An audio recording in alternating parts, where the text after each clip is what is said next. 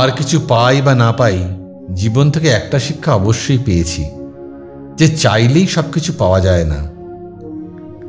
এখনকার পৃথিবীতে যদি কঠিন বলে কিছু থাকে, তাহলে সেটা হলো মানুষ চেনা। আজকের দিনে সৎ হওয়ার মানে হলো দুনিয়ার হাজারো মানুষের মধ্যে বাছাই করা একজন হওয়া। জীবনসঙ্গী হতে হবে বিশ্বাসী, কারণ যাকে মুক্ত পাখির মতো উঠতে দিলেও অন্য কোনো ডালে বাসা বাঁধবে না। মানুষ তৈরি হয়েছিল ভালোবাসার জন্য, আর টাকা তৈরি হয়েছিল ব্যবহারের জন্য। কিন্তু আজকাল মানুষকে ব্যবহার করা হয় আর টাকাকে ভালোবাসা হয়।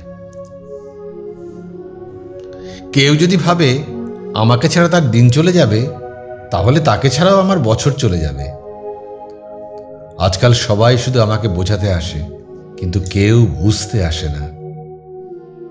যেই সব মানুষেরা ভদ্র, তারা ভদ্রতার খাতিরে মাঝে মাঝে চুপ হয়ে যায়, আর অভদ্ররা ভাবে তার জবাব দেওয়ার ক্ষমতা নেই।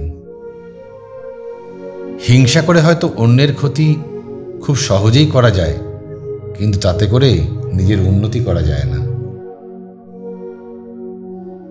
খালি পকেট আপনাকে দুঃখ কষ্টের সাথে সাথে জ্ঞানী ও অভিজ্ঞ করে তোলে।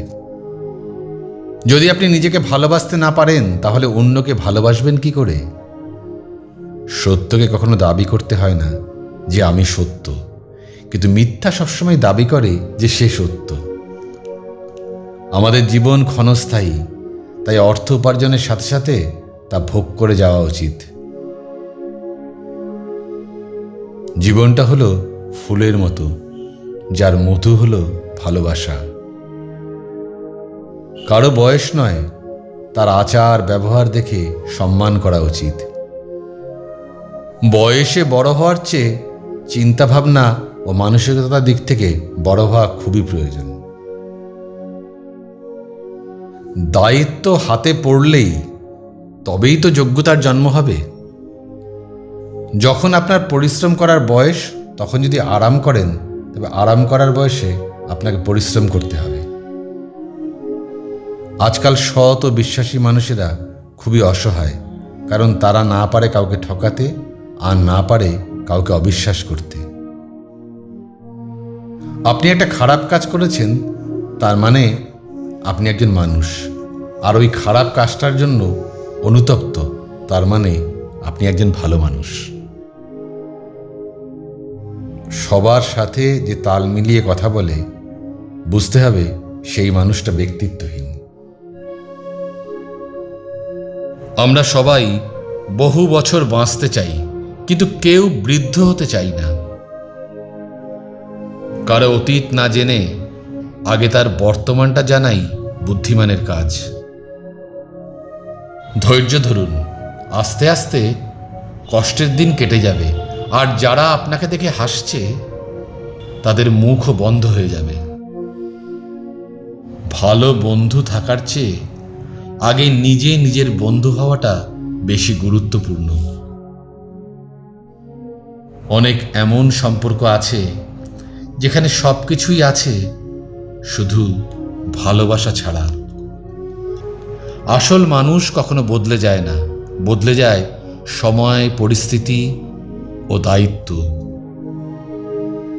যে মানুষটা যত তাড়াতাড়ি একা থাকা শিখে যায়, সে তত তাড়াতাড়ি দুঃখ ও কষ্ট থেকে মুক্ত হতে পারে। অপ্রিয় হলেও সত্যি, অনেক দিন পরে আমি জানতে পারলাম যে আমি কারো প্রিয়জন নই, শুধুই প্রয়োজন।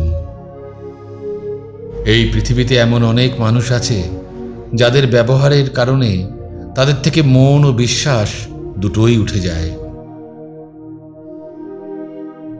যার যোগ্যতা যত কম, তার অন্যকে সমালোচনা করার দক্ষতাও ততই বেশি। দেখবেন অনেক সময় যেখানে শান্তি খুঁজতে যাবেন, সেখান থেকে শুধুই মানসিক যন্ত্রণা নিয়েই ফিরে আসবেন। যত্ন করে রাখলে সে সম্পর্কই হোক বা জিনিসপত্র, দুটোই ঠিক থাকে। সময়ের সাথে সাথে যে সম্পর্কগুলো পরিবর্তন হয় সেগুলো আসলে প্রয়োজন, কোনো সম্পর্ক নয়। যে থাকার সে এমনিতেই থাকবে, তাকে ধরে রাখার কোনো প্রয়োজনই নেই। অনেক ভিড়ের মাঝে চলার পরে আমার মনে হয়েছে যে একা থাকাই বেশ ভালো। অনেক সময় আমাদের নিজেদের ভুলের জন্যই আমরা মুখ ভেবে মুখোশের প্রেমে পড়ে যাই। প্রেম এ তো এক মস্ত বড় উপন্যাস, যার একটা পাতা পড়ে আমরা সেটাকে প্রেম বলি। আসল কথাটা হলো উপন্যাসের শেষ পাতা, অর্থাৎ বৃদ্ধকাল পর্যন্ত একসাথে থাকা। মানুষের পিছনে যা হাঁটে তাকে আমরা বলি ছায়া, আর মানুষ যার পিছনে হাঁটে তাকে আমরা বলি মায়া। আমি বদলে যাইনি, আগের মতোই আছি। পার্থক্য একটাই, আগে অন্ধ ছিলাম আর এখন দেখতে শিখে গেছি। নীরব থাকা মানে সবকিছু মেনে নেওয়া নয়। অনেক সময় নিজেকে ভালো থাকার জন্য নীরব থাকতে হয়। একটা কথা মনে রাখবেন, যদি কোনো সম্পর্কের মধ্যে জেদ চলে আসে, তখন জিতে যায় দুজনেই, শুধু হেরে যায় সম্পর্কটা। আমরা যদি প্রত্যেকে প্রত্যেকের দোষ খোঁজা বন্ধ করে দিই, তাহলে আমাদের প্রায় অর্ধেক সমস্যার সমাধান হয়ে যাবে। কেউ যদি আপনাকে ভালো না বলে, তাহলে মন খারাপ করবেন না, কারণ এক জীবনে আপনি সবার কাছে ভালো হতে পারবেন না। সততা খুবই দামি জিনিস, এটা সবার কাছ থেকে আশা করবেন না। এই পৃথিবীতে তিনিই তো প্রকৃত সুখী, যিনি প্রয়োজনের তুলনায় বেশি আশা করেন না। একটা কথা সবসময় মনে রাখবেন, নিজের কথা গোপন রাখার অর্থই হচ্ছে নিজেকে সুরক্ষিত রাখা। নিজেকে কখনো বেড়া দিয়ে নয়, বরং বন্ধু দিয়ে ঘিরে রাখুন। যারা তাদের জীবন নিয়ে বেশি ভাবেন, আসলে তারা জীবনটাকে উপভোগ করতে পারেন না।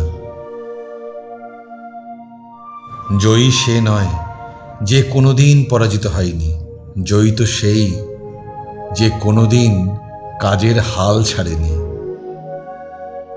মানুষের সবচেয়ে খারাপ গুণটি হলো বিশ্বাসঘাতকতা, আর সবচেয়ে ভালো গুণটি হলো ক্ষমা করে দেওয়া।